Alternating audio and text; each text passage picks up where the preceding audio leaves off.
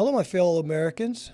Welcome to the Witness to Love, Proud to be Catholic podcast. My name is Sammy Bryant, and I've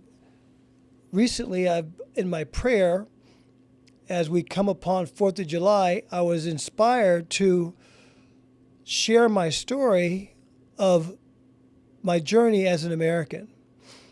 And what initiated that was I felt the Lord giving me the opportunity, the motivation of giving witness to the good things that He has done for me. And one great thing He's done for me is giving me the privilege of being an American citizen. So, once again, it's not just that I'm proud to be an American. I am grateful to God, our loving Father, for the gift He has given me of being an American. I am proud of my ancestors here in America who were brought here against their will to help build this great country. I even feel a sense of obligation to my ancestors who did so much to build this country, and African Americans today who continue to make this country great, to embrace my role as an American citizen, to embrace my responsibilities as an American citizen, and to really embrace the opportunities given to me as an American.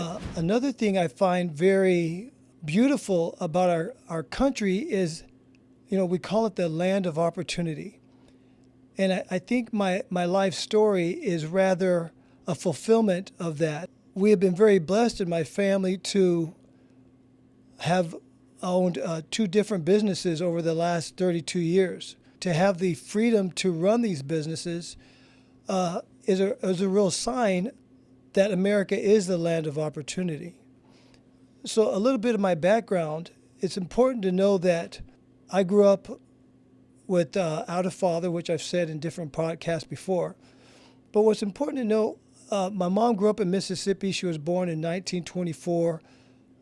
She had a what I call sixth grade Mississippi education.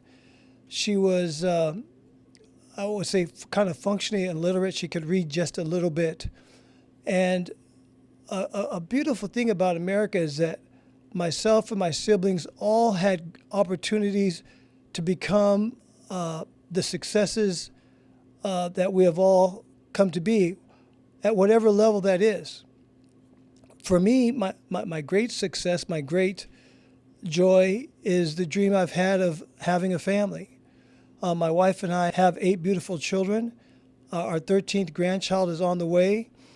Like I said earlier, my wife runs our Totally Catholic T-shirt business, and we've had Witness to Love family counseling services for the last 6 years. Now, that seems like maybe a rather mundane story, but if you know our background and what we've been able to do in these 2 companies while raising 8 kids, it's a real testimony that the American dream is still alive, that there is great opportunity in America, and America is a beautiful country where its citizens have the freedom and the opportunity to really improve their lives. I was able to go to college, earn a bachelor's degree, and then come back and earn a master's degree in counseling. That's a great testimony to the opportunities that still exist to a great extent in our great country, the United States of America.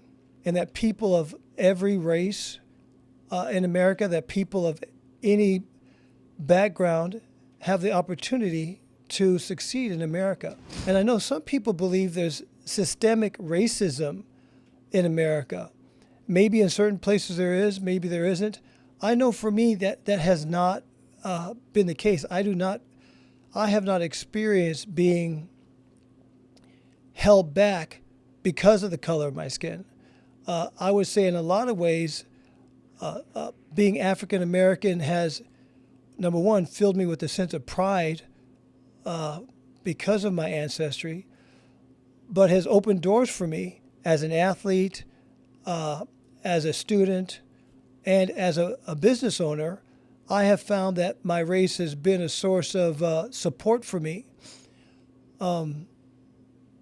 I think it's also important for me to share that I also find it very curious that some of the most successful and influential African Americans will say to others that the system is against them, that America is oppressive. That has always been interesting to me, seeing that they've experienced the land of opportunity and been extremely successful. I think that's something that could be a difficulty in our culture, because when the most successful of us come out in the media and share to young people, to young African Americans, you can't succeed because the system is against you, right? The system is going to hold you back, right? I think that's a poor message that tells that young person, I can't be a part of the system. I can't make change from within. Somehow from without, I have to change it in order for me to partake in all the benefits and graces of being a citizen of the United States of America. Well, I'm a conservative black man, right, which is not the norm. I actually find it quite, maybe the word is distressing, when I think about me as a conservative, that I can be criticized by other African Americans for not being black enough, which is really interesting. I did a Ancestry.com, and 83% of my DNA is from Africa, so I don't know what other litmus test I would need to pass in order to prove that my African lineage. But if it takes for me to believe a certain way, I have to believe a certain way to be a real black man in America, I think that's a problem, and that's something I could never buy into. And even thinking about, conservative versus liberal, in my upbringing, something that led me to be more conservative in the beginning, even as a young person, something that distressed me was the idea of abortion, right? I was never smart enough to convince myself that abortion was not the taking of a human life, right? There was nothing inside of me that would allow me to concede that somehow that conceived thing is not a human being. So that really motivated me as a young person to be more conservative. And once again, this is even before I was converted to Catholicism. I always had the belief that the conceived thing was a human being and worthy of the protection of law. And I think it's a scourge in America that we're going to look back on historically and say, wow, how did we do this? How do we have this part of our country that made it legal to have an abortion, legal to have abortion up until the last day of pregnancy? So that has been something that has kind of been a foundation of how I think more as a conservative than I would as a liberal. It's not imposed upon me that I have to believe a certain way.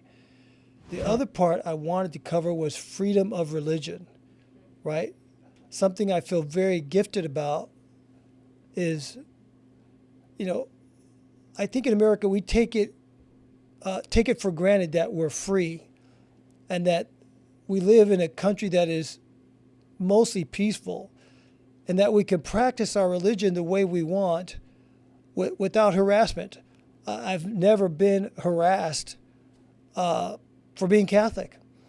Nobody has ever tried to compel or force me not to be Catholic. And I think that's a great gift of our country, is that we can practice our religion freely. And it's been a great gift for me, raising our family Catholic and running a Catholic business has been a significant factor in raising our family. I know the history of America. I know the history of slavery in America. And I feel so blessed to be an American citizen. I am so proud of my ancestors. and what they suffered as Americans. So much so that it obliges me to live my life as American proudly, in honor of them and their efforts, and to continue a tradition of African Americans adding greatly to the great American experience, right? That's at the heart of what I want to convey. I feel compelled and moved by my history to really embrace the American dream. Once again, I don't consider myself to be an ignorant American. I understand the history of my people in America. I understand some of the travesties committed by our American forefathers to African Americans, to Native Americans. And yet I still believe in the destiny of America and the beauty of the experiment that America is. And I feel obliged to be a part of that American experience. In conclusion, I want to reiterate that the better way of saying I'm proud to be American is to say I'm grateful to God, our loving Father, for the gift of being an American citizen. It has been a great gift to me personally, and a great gift to my family. And I feel like my family and what the Lord has done for our family is a great tribute to the American dream. God bless. God bless America.